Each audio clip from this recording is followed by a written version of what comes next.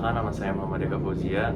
NIM saya 23010121140248. Sebaran peluang kontinu yang penting adalah sebaran normal.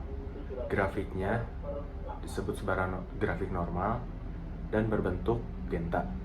Sebaran normal biasa juga disebut sebaran Gauss.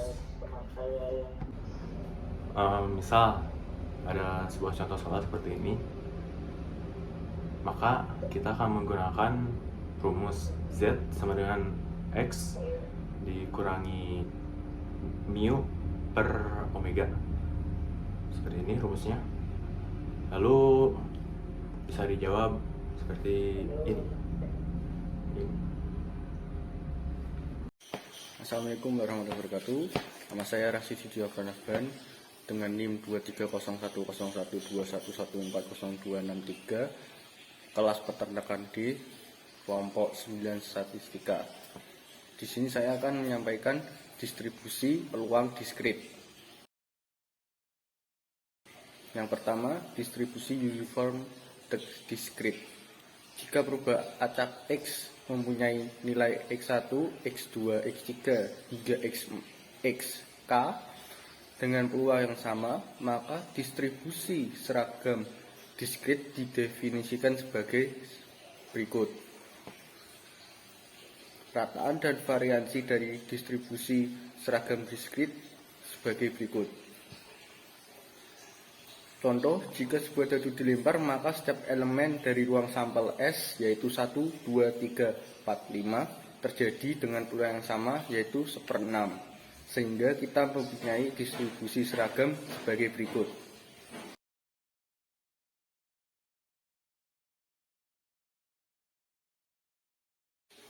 Yang kedua, distribusi binomial, yaitu sekumpulan kasus atau kejadian yang menghasilkan dua kemungkinan atau output. Misalnya saat bayi lahir, jenis kelaminnya laki-laki atau perempuan. Memiliki rumus sebagai berikut. Dengan keterangan N jumlah percobaan, X jumlah percobaan sukses sesuai dengan kriteria, N kurangi X jumlah percobaan yang gagal sesuai kriteria, P kemungkinan sukses pada percobaan, Q kemungkinan kegagalan pada percobaan. Beberapa sumber menggunakan huruf 1 min P untuk menunjukkannya. Contoh, misalkan kita sedang bermain dadu, Anda memiliki kesempatan untuk melempar dadu sebanyak 8 kali. Anda bertaruh bahwa angka 3 akan muncul di permainan ini. Temukan probabilitasnya. Jawabannya sebagai berikut.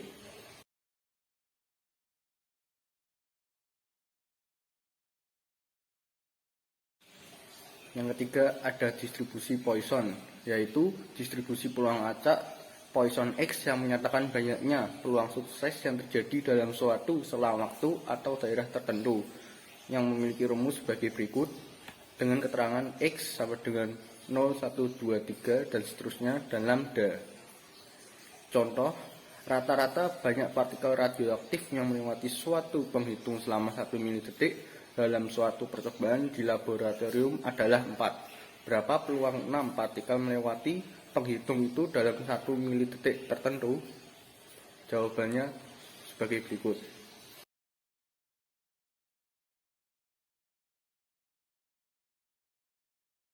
Yang keempat, ada distribusi hipergeometrik, yaitu banyaknya sukses X dalam sampel acak ukuran N yang diambil dari populasi sebanyak N besar yang mengandung jumlah sukses banyak K. Secara umum, distribusi hipergeometrik dirumuskan sebagai berikut. Dengan keterangan N besar ukuran populasi, N kecil ukuran sampel, K kecil banyaknya unsur yang sama pada populasi, X banyaknya peristiwa sukses. Contohnya, sebuah kotak berisi 50 bola, 5 diantaranya pecah. Apabila diambil 4 bola, berapa probabilitas 2 diantaranya pecah? Jawabannya sebagai berikut.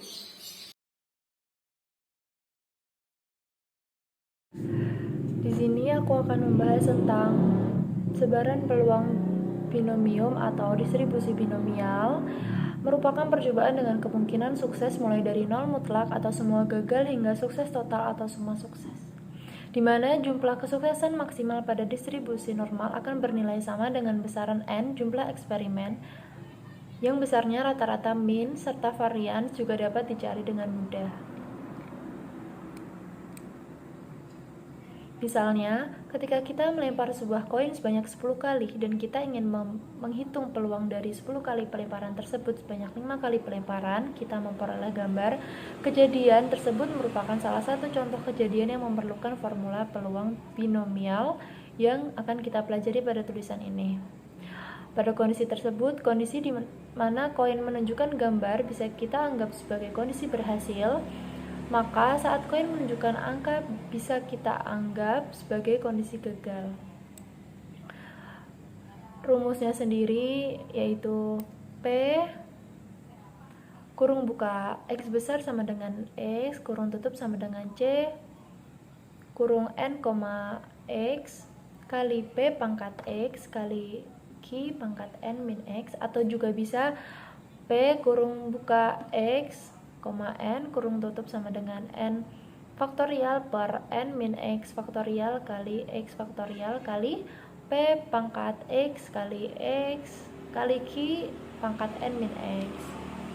Contoh soalnya yaitu Bertrand Zobrist melakukan eksperimen penelitian osteoartritis atau OA terhadap tikus hingga mendapatkan 4 ekor terserang penyakit OA. Apabila kemungkinan terserang OA adalah sebesar 40%, berapakah peluang Bertrand Zobrist membutuhkan 10 ekor tikus?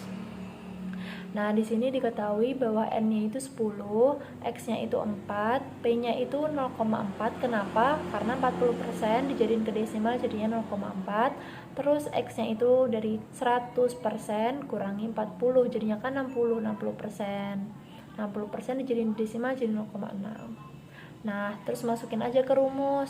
Pakai rumus yang P kurung buka X besar sama dengan X kurung tutup sama dengan C kurung N min 1 X min 1 kali P pangkat X kali Q pangkat N min X. Jadi, disitu diketahui bahwa P kurung buka X sama dengan 4 kurung tutup sama dengan C 9,3 kali 0,4 pangkat 4 kali 0,6 pangkat 6, dan hasilnya yaitu 0,10033.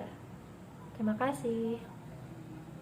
Halo, perkenalkan nama saya Zilfa Vidya Zara dengan NIM 23010111425254 dari Peternakan D, kelompok 9 Statistiska. Saya akan menjelaskan tentang sebaran peluang Poisson. Dalam teori probabilitas dan statistika, distribusi Poisson adalah distribusi probabilitas diskrit yang menyatakan peluang jumlah peristiwa yang terjadi pada periode waktu tertentu apabila rata-rata kejadian tersebut diketahui dalam waktu yang saling bebas sejak kejadian terakhir. Distribusi ini pertama kali diperkenalkan oleh Simon Denis Poisson. Nah, untuk rumusnya itu distribusi Poisson tuh kayak gini. Terus untuk keterangannya tuh kayak gini. Habis itu saya akan menjelaskan contoh soal tentang distribusi Poisson. Itu banyaknya sambungan telepon ke nomor 108 antara pukul 23.00 sampai 00.00 selama 1 bulan berdistribusi Poisson dengan rata-rata 5 sambungan per hari. Berdasarkan informasi tersebut, tentukan peluang bahwa terdapat 10 sambungan pada hari tertentu saat rentang waktu tertentu.